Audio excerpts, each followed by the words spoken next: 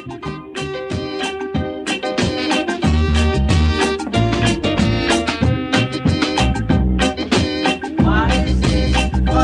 and fighting. I wanna know, Lord, I wanna know. Why is this bumping and pouring? I wanna know, Lord, I wanna know now. We should really love each other. Hello and welcome to episode 34 of For That, and we've got a very London cafe feeling today, but you can hear the background noise, and that's because one of our guests is Pat Kane, who's been on before. It's good to have you on again, Pat. How's it going? Hi Michael, thanks for having me on. We're also joined by James Kelly of the Scot Goes Pop website. How's it going, James? Not bad, how are you? Yeah, not too bad. And Andrew is with us as usual. How's it going, Andrew? Yes, I'm splendid. Splendid, thank you, Michael. Now, I think for this episode we should do some sort of homage to yesterday's debate between Nicola Sturgeon and Anna Sarwar. So if all three of you and myself could just shout over each other for an hour, I think that would be... No. No. That's the question. Answer the question. No, I'm going to answer the question. No. Pandas! Yeah. No, but I thought it was bloody awful. I think the first person I'll go to there is our new guest. So James, any thoughts on it? Well, I just thought it was hilarious. I just sort of burst out laughing as soon as Anna Sarwar started talking, because his answer to the first question was, "I'll come to that in just a second." And it sort of carried on in that vein for the rest of the evening. I think maybe his strategy was just to sort of destroy the debate entirely, because he realised that Nicola Sturgeon was bound to get the better of him. And I think that was actually quite an effective strategy, because she just couldn't say anything. She just couldn't speak. It was just a wall of noise. I mean, he suddenly said something about pandas at one point. I couldn't, but I completely lost track of what he was talking about. But I do think, towards the end, when Nicola Sturgeon talked to him about universal benefits and tried to pin him down on what universal benefits he would keep, I think at that point she finally started getting him on the ropes, and I do think she came out slightly the better of the two. And Andrew, I know you've always been a big fan of Anna Sarwar, and how did you feel it went? For example, I noticed something that Nicola Sturgeon said was true at the end there, that he literally did not answer a single question that was posed to him in the entire hour. Yes, well, I mean, I don't mind some of these punch-ups as much as I know some people do. I kind of quite enjoy them, but in a kind of childish, frivolous way, not in a concerted, interesting policy discussion way, because basically the format is not capable of delivering that kind of conversation. You're never going to get that kind of conversation, and you're never going to win, whether you're Sarwar or Sturgeon, if you try to have that kind of conversation. And I think Nicola came into it with a very specific goal.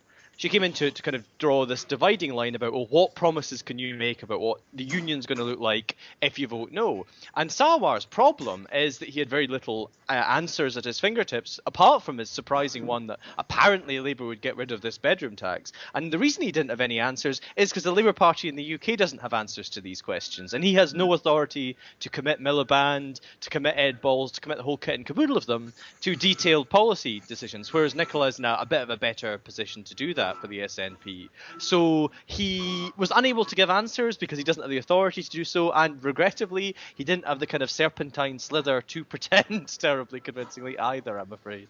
Pat, how did you feel about the relative performances of both people?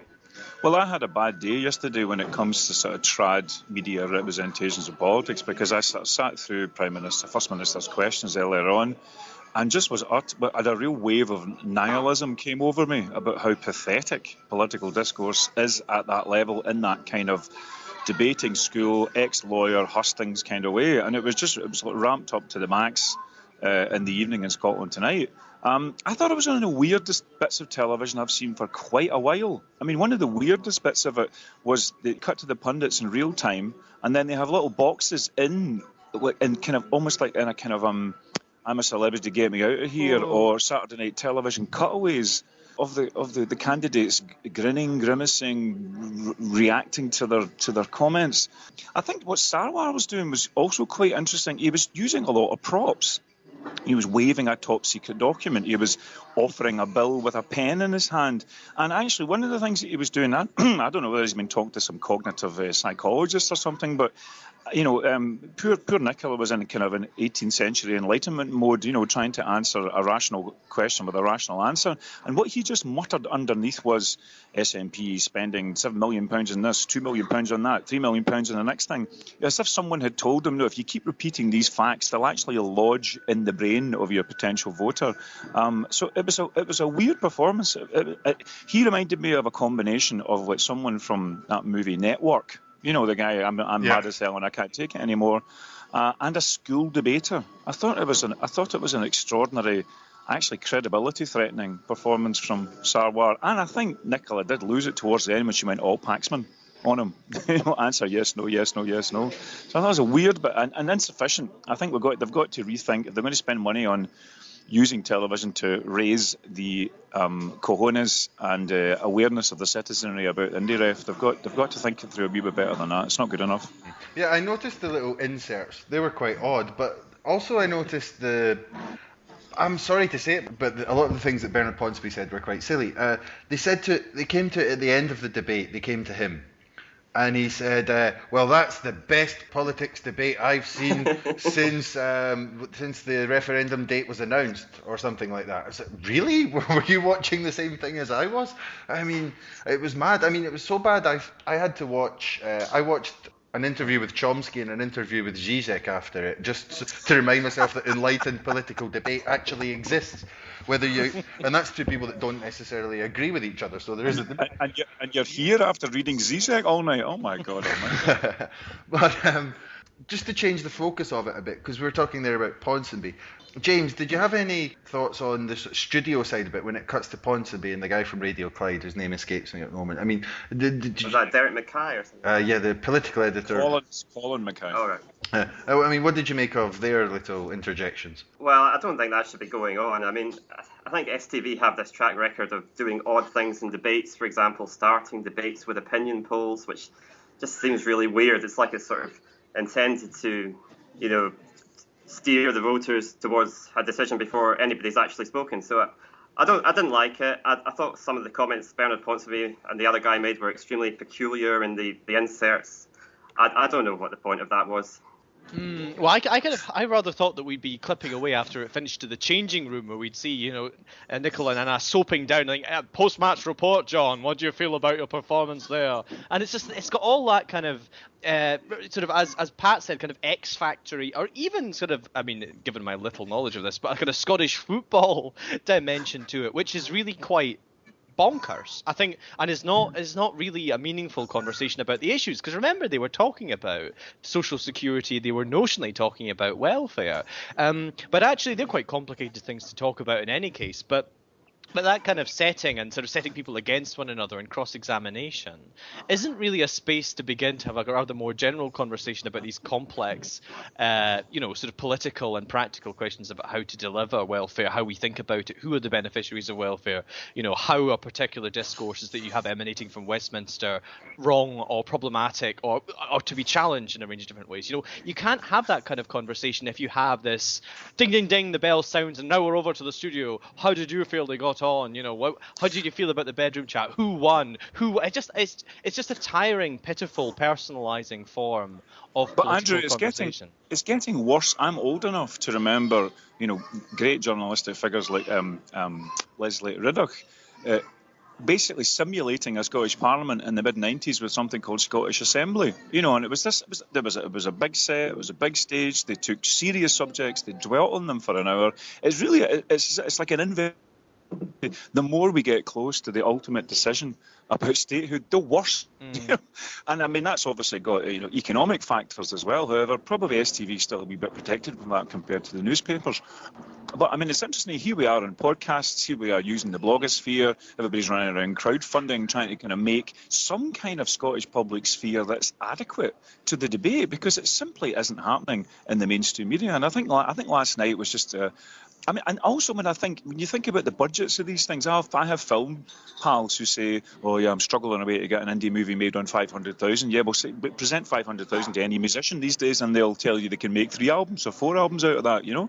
So I just don't know how much money there is in the game for mainstream media, and when you think about how well it could be spent otherwise, I think it's weird. And also picking up a wee bit from what Stephen Noon was saying last week in one of your previous podcasts, when people dip into political debate in the 5, 10, 15, 20 minutes that they have of a day or every other 2 days, if they listen to that, aren't they going to say a plague on all houses? Yeah, absolutely. I just thought a little technical thing sort of suggested itself to me during it. I thought the part where they're supposed to respond to each other, ask the question, answer, and then they just shouted at each other. Why not cut the mics? Like That's a good idea. No, like, okay, he's asked you a question, right? Okay, his mic's cut. Answer the question, and then back and forward. That would at least, if they can't behave like adults, that would at least enforce some kind of order to debate instead of just haranguing each other. But John Mackay thinks he's Ron Burgundy, so that would actually probably be quite a good idea, Oh dear. Anas Sarwar seems to like his attack politics, so I'll finish with one for him then. Yeah, I mean, you said something about the psychological element or the psychological tactic he was using, but don't worry, he was just using the enhanced interrogation techniques that his government supported with people who were taking an extraordinary rendition flights, which his government was involved in. Okay, how's that for attack politics? And I didn't shout over anyone. Okay. Yeah, I think that's called Zizek Chomsky, 3 o'clock in the morning, reading to the last chapter. So, speaking of New Labour, Gordon Brown came up to have a little word with us again, or did he come down from Dunfermline, or where did he come from? I don't know. Gordon Brown, James, did you see his little introduction this week? I must admit I didn't. I read a little bit about it, so I think you better go to one of the others first. Okay, that's me told. Andrew, did you listen to what Gordon had to say? Well, no, I didn't. Oh my God. I was not. No. I didn't listen to it because I wasn't invited to the United with Labour thing in Govan, alas. But I did hear some of it. One of his more confusing statements that he made was that devolution should be enshrined as, I think, what did you say, a pillar of the British state, constitutionally and preserved forever and entrenched, and all of these very interesting things. And what struck me as fascinating about that is, well, that all sounds well and good, but all you'd have to do to realise that is cease Westminster being a sovereign parliament. So all you'd have to do is totally transform the centre of the British state in order to achieve that. So that's like a modest achievable principle, doesn't it, at the moment? Because, Westminster MPs just aren't interested in sovereignty. They never talk about it and make every attempt when they have the chance to alienate their sovereignty. Oh, wait, no, they don't. So it seems a very strange proposition for a Prime Minister, and he ought to know better, frankly. Yeah, Pat, what do you think about it? He completely knows better. There's a very interesting blog that's popped up in my attention span in the last couple of months called A Mare Nor a Rock Wind Blow. Has anybody ever heard this blog? It's run by a couple of kids who I think are the small shoots, other than Labour for Indy, of a sign that the people on the left in Scotland who are tied to the Labour movement maybe might get themselves ready for a possible yes in a year's time. And there was a column that was basically, I would call it Brunolatry, last week, which basically looked at the red paper for Scotland that Gordon Brown wrote in 1978 and did a sort of passing commentary on it and seized on this line, which is that the Gordon then said, we must not be frozen in our constitutional mindset, if it does not benefit the mass of the working people in Scotland. And, and then projecting that forward to some kernel of the Gordon Brown who basically let the city rip, taxed it around the merest perimeter edges and thought that was a good macroeconomic policy. The thing about Gordon Brown is that he's a thrawn Scot. He's a bit like Donald Dewar. He stands there. He is no one else on the planet other than an inveterate Scot. When you look at him, I mean, his whole body is dragged down with the Calvinist weight of being a son of the manse, And so people react to him in quite a visceral way. He's our Gordon, and they almost can't help it in Scotland. But he's such a not a complicated figure, a totally contradictory figure. He made a deal with the devil. He cut a deal with, he was Mephistopheles. He cut a deal with the devil, and it didn't work out. And it actually laid waste to the politics of his own party for the next 10 years, and who knows, might well propel Scotland in independence as a result of the austerity that basically him and Darling letting rip caused. So I have no sentimentality for Gordon Brown at all. He's an extremely clever man. In fact, he's too clever, and he knows exactly what he did.